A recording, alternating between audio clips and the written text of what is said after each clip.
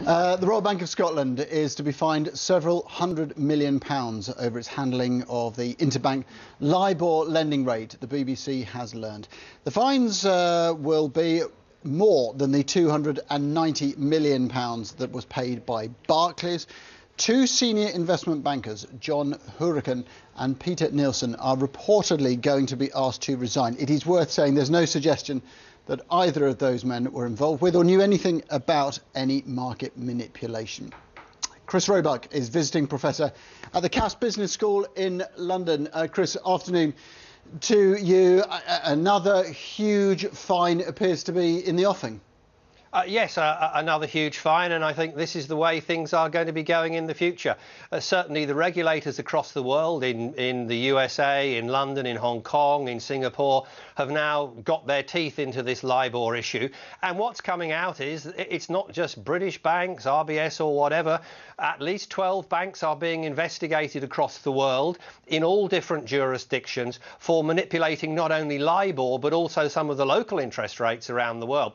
And the thing that is quite frightening is that it's been going on so long that it's actually, in some of those banks, become normal day-to-day working behaviour for that small group of people that were involved in this sort of activity.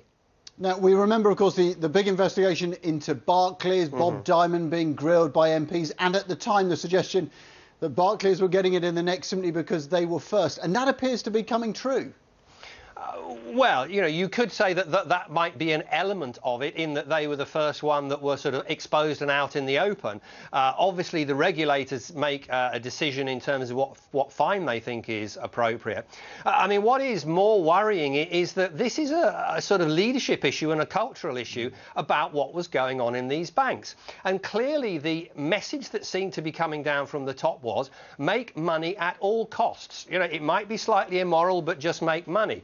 And the old ethos of banking that existed, particularly in the City of London, about making money ethically, seems to have gone completely out the window. Interestingly, maybe the banks are going back in the right direction, in that the CEO of UBS said to the Treasury Select Committee yesterday that from his perspective, he was going to make his bank put profit after integrity.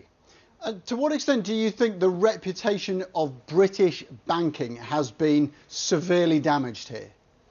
I think the reputation of British banking has been damaged both internally and externally, but that's not because it's just been British banks that have been doing things wrong. All the major global banks, wherever they were from, US, Europe, Britain, Asia, were doing things wrong.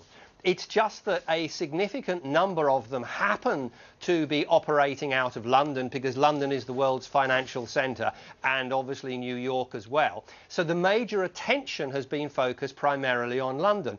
That doesn't mean that actually it's British banks or London that is any more out of line than anybody else. And people might say that actually the regulation in London and New York and Europe is actually better than some of the regulation elsewhere in the world. And we also need to remember that we're talking about a very, very small group of people in the banks and in the City of London who've been doing things wrong, and that there are thousands and thousands of people who throughout their careers have acted with utter integrity and utter professionalism within the banking industry, who are very, very annoyed at the misbehaviour of this small group of people. I'm sure. Chris Roebuck from Cass Business School. Thanks as ever, Chris. Thank you.